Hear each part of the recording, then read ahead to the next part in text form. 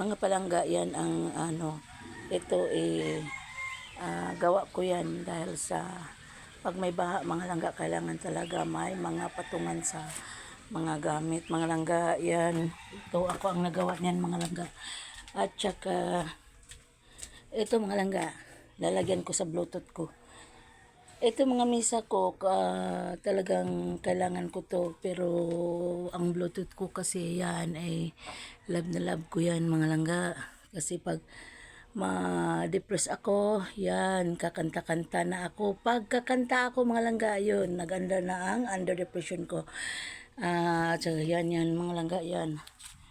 Oo, gakot-gakot style. Gakot-gakot style ni. Oh, tingnan mo mga langga, oh, di ba?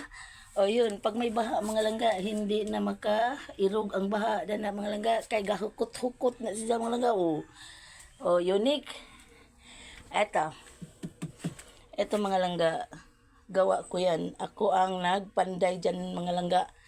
Oh, napilitan lang talaga ako. Kaya kung wala na tayong magagawa talaga mga langga, malaman natin ang mga bagay or mga gawaing hindi natin alam kung wala na talaga tayong choice yun.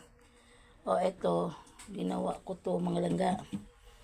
Yan, ako nang nag-ano niyan. O, yan mga langga.